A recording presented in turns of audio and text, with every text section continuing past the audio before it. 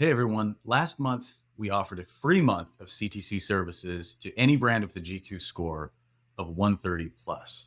Well, the response was so overwhelming that we're opening the offer up again to accommodate that interest. So, if you missed it the first time, here are the details. If your brand is doing 10 to 100 million in annual e-commerce revenue and we measure its GQ score at 130 or more, we're so confident that we can win for you that your first month with us will be absolutely free. So, all you got to do is head over to commonthreadcode.com, click the Hire Us button to get started, and then let us know in the contact form that you want to be evaluated, and we'll be in touch.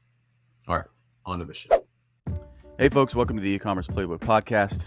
I'm your host, Richard Gaffin, Director of Digital Product Strategy here at Common Thread Collective. And I'm joined yet again by the CEO of CTC, Mr. Taylor Holiday. Taylor, how are you doing today?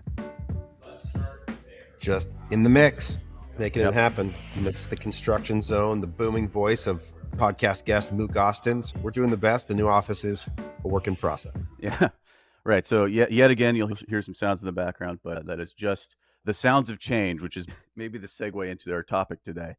So last week, if you guys tuned in, we talked a little bit about a dramatic change we've made in terms of thinking about creative and how to generate creative.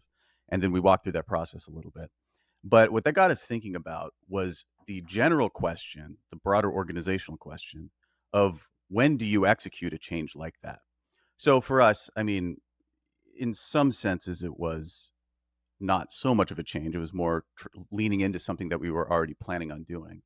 But on the other hand, particularly, let's say for the flow of the offsite that we had a couple of weeks ago, it was a dramatic change from, I think, what we had originally expected to do at that meeting.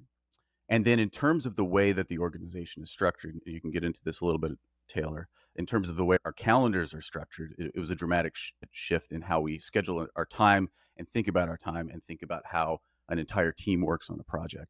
So as CTC, of course, is not unfamiliar with change, and we've gone through many in the past. But what we wanted to talk about today, and I wanted to dig into with Taylor a little bit, is this idea of when do you 180? When do you make a change? For some people, making a change is difficult. For others, it's a little too easy. Tell us, when does it make sense to make a change in your experience? Well, I think first, contextually, Richard and I, a lot of times with this podcast, are bringing you conversations that he and I would have where we're sort of waxing philosophically about the experiences that we've had working together for many years and what we see at CTC. And this is sort of an output of this, where I was sort of offering that I have, over the last 18 months, CTC's been through a lot of change.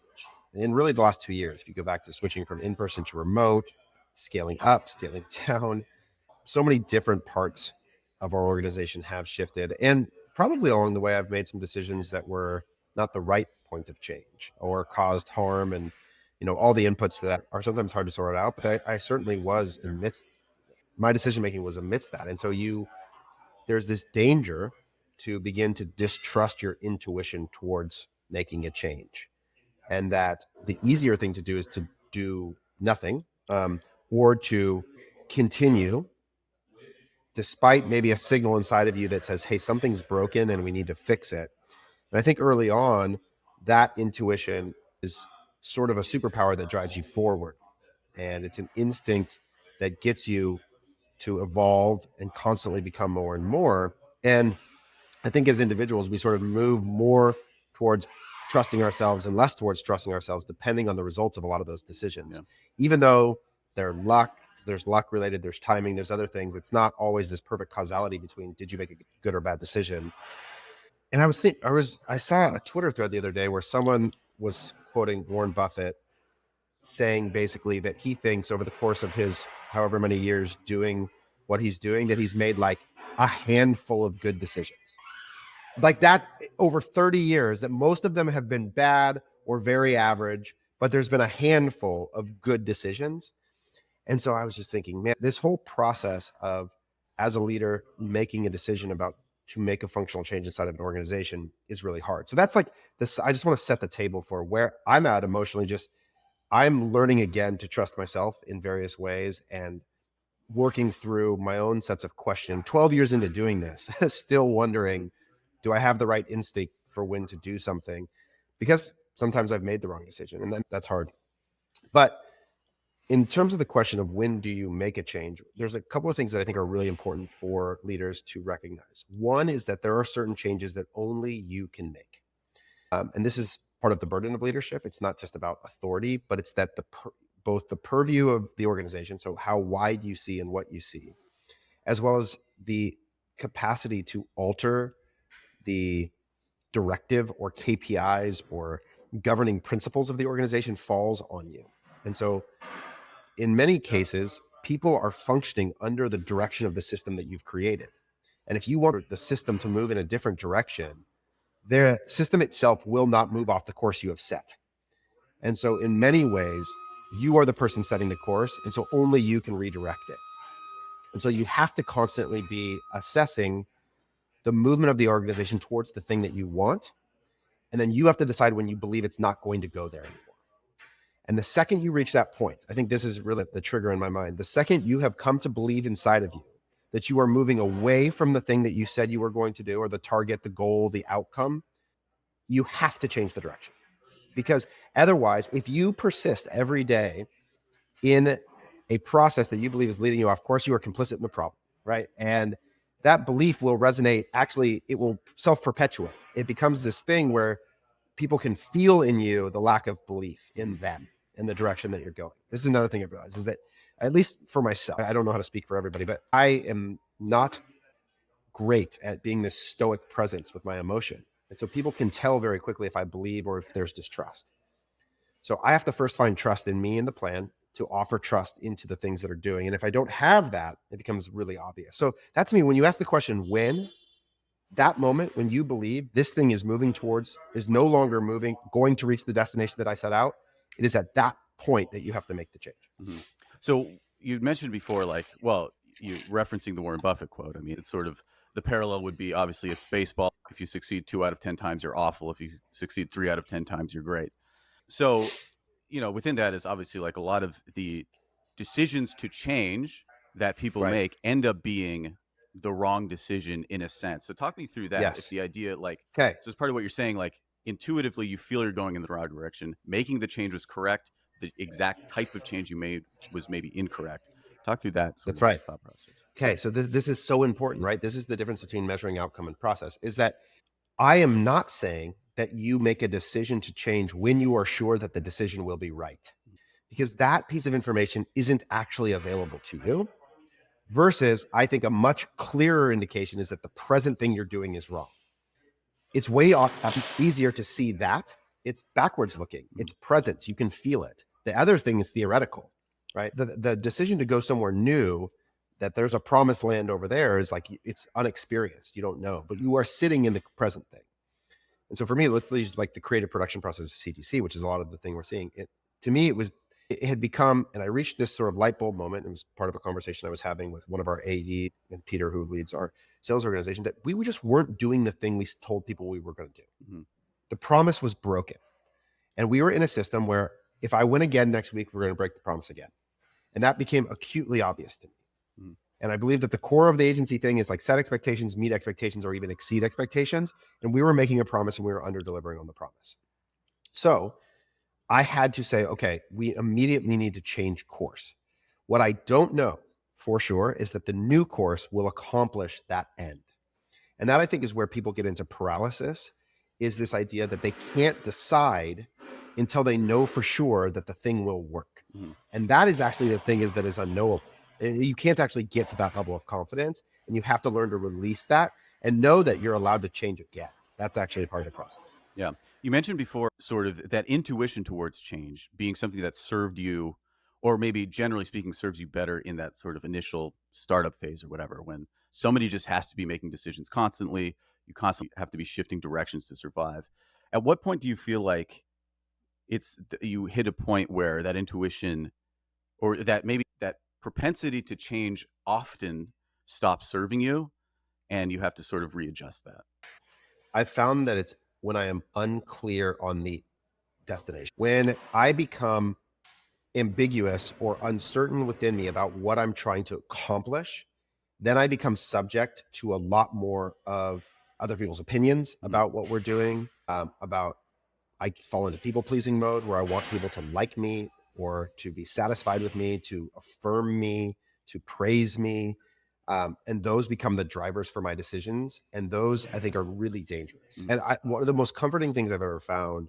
So Mark Zuckerberg, who, everybody has lots of opinions. I find him to be one of the most incredible, insightful leaders of our, and I listened to this interview one time when he was talking about the metaverse, and whatever you think about that decision, I think we could all agree that it was certainly contrarian. And I think repeatedly he does this. But one of the things he said is that he's come to train himself that when he makes a decision, that if all the people who don't have visibility to what he has visibility to agree with the decision, it's a counter signal.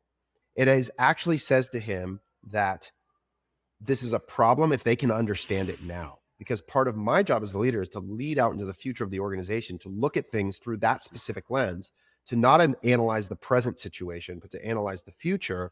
And I'm the only one living there. So if anybody else actually sees it, it's a problem. It probably means it's too short-sighted. Mm-hmm.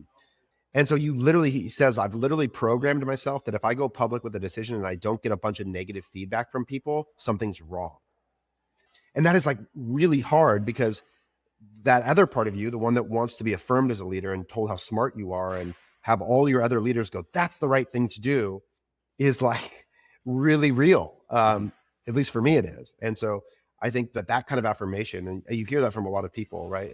And I've heard that, in some version from other folks, and I've experienced it a lot myself, is that you are doing a unique job. You have a unique responsibility inside of the organization. Mm-hmm. And so the idea that someone at a different level with a different set of responsibilities would understand entirely what you're doing at the moment you do it is highly unlikely. Now, your job is to educate and communicate and reiterate over and over such that you're bringing them into understanding over time. But at the moment of decision, it is unlikely that they will totally agree or understand. Yeah, no, that makes sense. One thing that I was thinking about the whole sort of metaverse debacle, I guess you could call it, was that in the history of just any given brand, even the most respected ones included, are all kinds of insane ideas that we have completely forgotten about. And it's sort of a lot of the skill of entrepreneurship is making those crazy decisions and trusting, at least on some level, that one of them is going to work out. And that's what's important. I was thinking a random example would be, I don't know if you remember the purple ketchup craze back in the late 90s when I was a kid. I'm sure somebody thought that was going to be a rocket ship to the top. It lasted for a couple months and then it faded out. But at the same time, it's like, it was the Heinz Ketchup Corporation. They're doing fine, I guess. So I think, I was wondering if maybe we can get, hold on. There we go. Maybe we can get a little concrete about some of these decisions and just maybe talk through some examples with specifics about, like, what's an example of a time that you felt you didn't go out on a limb sufficiently? That's a good question. Time I didn't go out on a limb.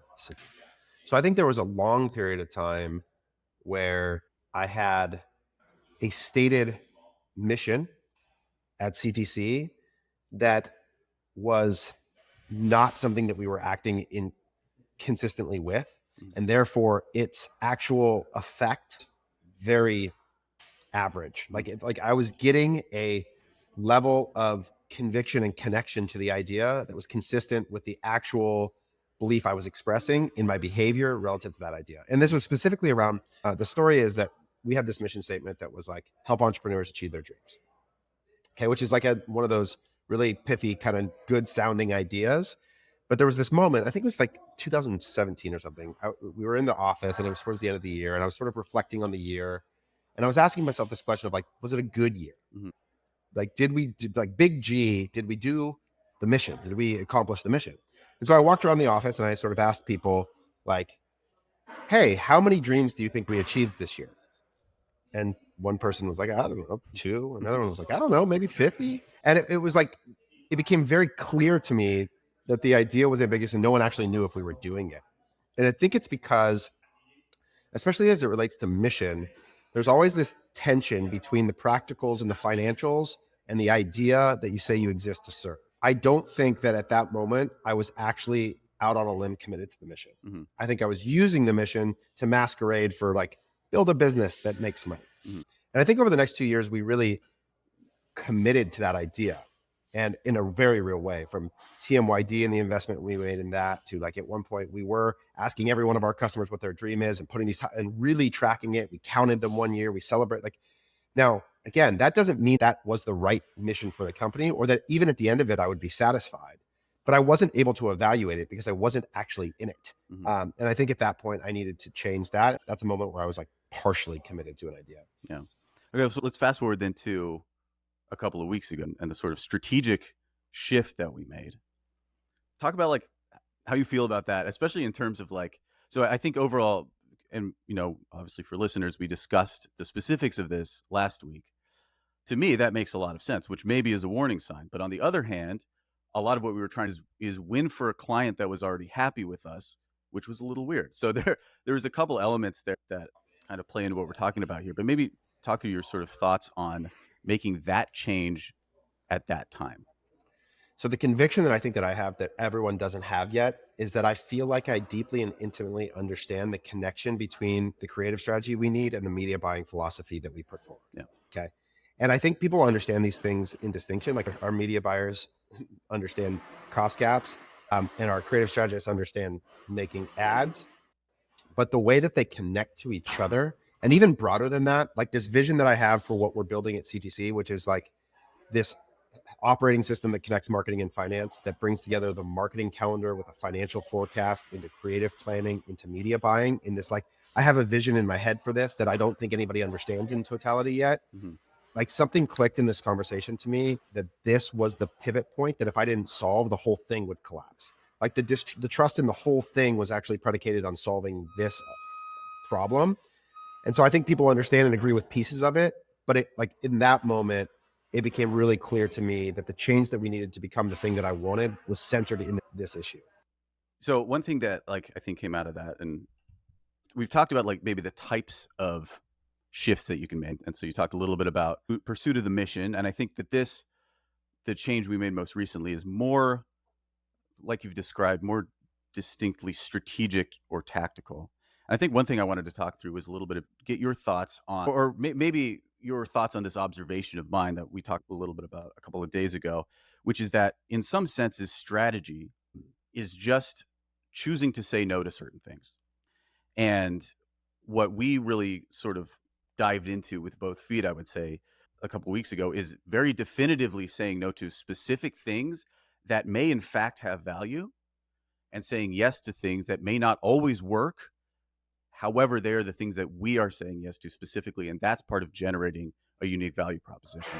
So maybe talk through that a little bit, like the decision to say yes to some things and no to others, and how you think about that. I think no is the strongest reflection of clarity. I think so. I've used this metaphor, I think, before, but I have a friend, one of our coworkers, who is vegan, and I always marvel at the ease with which he rejects offers of really good food. Like we'll be out and it's something delicious, and it's just like, no, that's not what I do, and it doesn't feel weighty to make. The clarity is obvious in his identity, and I think that people who have a really strong sense of themselves know is not hard, and it's a really useful tool to the reinforcement of their identity. Whereas I find that people who don't have a diet plan really don't have a framework to say no to any food, right? Like there's just not a good reason to say no to anything, and so it's actually like a harder thing to overcome. And I think this is true of taking on clients. Like this is a big area where no, I think, reflects clarity. Is that if you don't have a clear ICP, and there's been time, that's ideal customer profile, and there's been lots of times at CTC where that's been really ambiguous. And so that what that means is you're saying yes to, oh, that's actually like a lead gen client that's not on Shopify that can't use our tech stack, but like I bet we could do it, Yeah. And all of a sudden your systems are breaking, or hell, we got into like B2B clients for a minute, or whatever apps, all these times where. And you sort of cause this chaos versus, I think right now, one of the things we feel more clear on is, we have this ICP, it's $10 to $100 million, it's mid-market, it's what we call not yet enterprise or next gen brands. And so it's a clarity that enables no. And I think that's where your strategy then gets to be reinforced by the elimination of the distraction. So maybe talk a little bit about, so for across maybe D2C businesses that we've seen, because that's a large portion of our listener base, what does it look like to say no, to refocus, and to make that kind of organizational change? It's one is to first acknowledge inside of you the fear or feeling that you have about what it means. So let's stick with the client thing, because I feel this all the time. My head of sales comes to me. Here's a client. They want to pay you money. They're just outside of the ICP. They're not on stat. They can't upload to stat list. They're on some other cart, whatever. Before I say no, I am afraid. Okay. I am afraid that we won't make our new customer revenue number for the month, that we'll miss our target, that we won't achieve the outcome we want. And I have to look at it. I have to name that in myself in order to then not allow it to make the decision for me. And I have to step back and sort of dance with that emotion for a second and go, okay, what do I want to be more of? The person that does anything to achieve the financial target, or the person who does what I say I want to do? And it's actually about the process of developing trust in myself to become what I want to become, is to be able to do the thing I said I was going to do. And so I think one is to this ability as leaders to acknowledge the feeling that you have. Because I think a lot of times to admit I'm afraid in that moment, even to say that to my sales guy or to my ops leader, is a weird thing to do, Yeah, totally. But I am that's what I'm feeling. What if I say no? Do we lose money? Do I have to fire somebody with that? But I've walked now enough the other path to know that the consequence is worse. So that's actually helpful in this case. But so that could, if you play that out, I saw today on Twitter, and I think I'm not going to call them out individually, but somebody was saying, I just got this amazing offer from a incredible licensor, and I don't have the money for the deal, but how could I get it? And it's funny that Sean Frank from Ridge is the first comment and response, and he's like, you should say no. And it was this perfect illustration of, and he was sort of listening out how these deals usually aren't what they want, but if you don't have the money yet, it's probably a distraction. It might be too soon. And it was a seasoned somebody who had probably made a ton of mistakes around chasing those kinds of things, and somebody who felt like it was really exciting, it could change their business. And he was like, right now you should probably say no. You should probably focus on achieving the next level. And if you don't have the money, it's probably a signal that it's not the right deal at the right time, versus how do I go find the money to get the thing? And it's well, no, you just aren't ready for it yet. Yeah. And I think that experience of you don't want to fast forward the thing into a level that'll break you or die from indigestion, and that you need to be clear on the goal for this year and then the goal for next year. And then at whatever point that thing becomes on that roadmap, you make that action. But until then, you don't get distracted by it, no matter how good it seems. It's about, again, it goes back to this clarity of purpose, clarity of vision, and being able to act within that. So I think that those are some things that I think about, and what I've seen as effective way to get better at no is to acknowledge the emotion of it, and then to not feel rushed to become more than you set out to be, and be committed to the length of the vision for the journey that you're on. Yeah. Well, I do think it's useful to highlight one thing that you mentioned just now, which is that we have gotten much better at this recently after having years of experience of understanding the long tail consequences of not saying no to the right, or saying yes to the wrong things rather. And it's really hard to see that until a lot of time has passed. And I feel too, for me anyway, that you have to get a lot of reps with that failing before you can fully understand how it will definitely fail.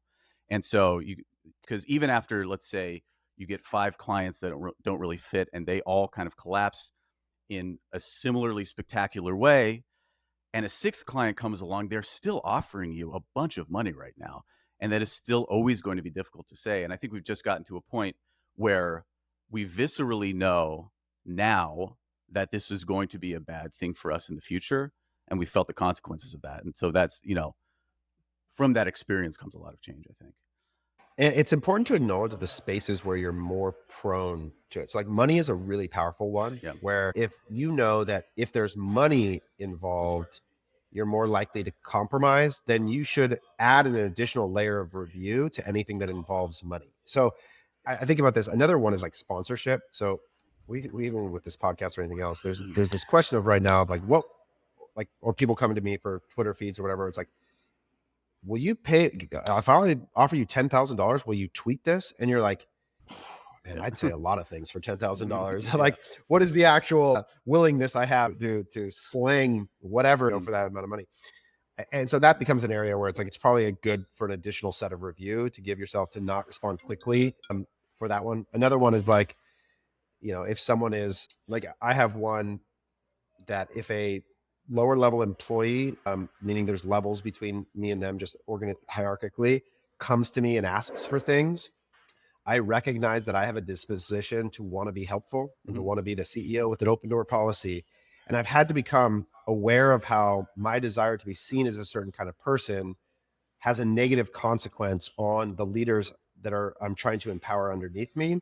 And so I have to take a step back in those moments and go, okay, is this a thing I need to say no to this meeting or this time with this person, actually for the sake of the leaders that I'm trying to develop and their relationship that I want between that person and their manager or whatever it might be. And I know that's an area where I'm prone to making a decision that's about a short-term feeling. And so I think just being able to identify, and that's what you're talking about, is that over time, you find the things that are harmful, you you learn what you emotionally respond to fastest, and you start to be able to then build up the surrounding circumstance to make better decisions. Yeah. And sometimes it's okay to like acknowledge that you're not going to make the decision naturally. Like the example for me is, if I don't have people to work out with in the morning, I won't show up. Yeah. Like for myself. And so I hate that about myself. I wish I was this incredibly David Goggins disciplined person, but I also have decided that, like, rather than trying to white knuckle be that person and just become it, I found people to work out with. And you know what I do? I work out every day. Right. And so, but acknowledging that weakness or that vulnerability allows me to build the system to actually get to the thing that I want. And so I think these things are like that, where you recognize the areas where saying no is hard and you maybe build a more secure system to protect you in it. Yeah. There's almost like I call it sort of like a positive Machiavellianism, which is that the ends justify the means. And if the means don't look exactly right, oftentimes for us, like for me too, that's the same thing with me and working out, which is that the energy to get myself to go to the gym when nobody's there is actually greater than the energy it takes to work out. And that feels bad to me. It feels a morally bad character thing. But if you just sort of acknowledge that, like, really nobody cares, and if I don't care either, and I'm willing to accept that I just need other people to be there to like shame me if I don't show up to work out, then the end outcome is I'm going to work out. And that's ultimately what I really want. Yeah, exactly. I think that's a really powerful thing to be able to acknowledge about ourselves versus, like, I think it's easy to look around and go, but it seems easy for that person, or they just do it so well, or like, and so you're like, it has to be easy. Not only do I have to do it, but it actually has to seem easy for me, Yeah. And I think that's really dangerous.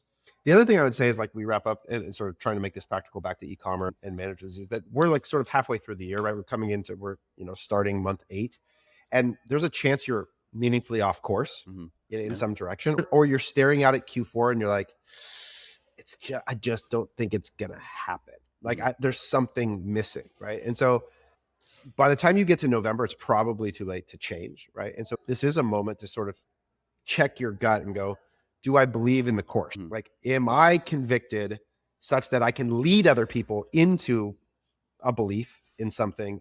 Like, do I have that level of conviction in the path right now? And if not, what would need to change such that I would believe?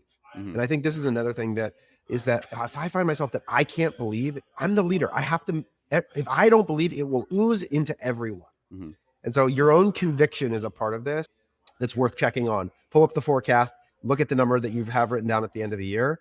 And here's the thing. If you don't believe it's the right one, change it. Or if you don't believe the strategy to get there is the right one, change it. Change something to correct course, because there's still time, and your conviction in that issue matters. Cool. All right, folks. Well, I think that about does it for us. Appreciate it, Taylor. Good advice as always. And remember, when you want to make a change, the change needs to be towards focusing, not necessarily towards expansion. I think is a good way to summarize that. But all right, folks, we'll see you next week. Take care.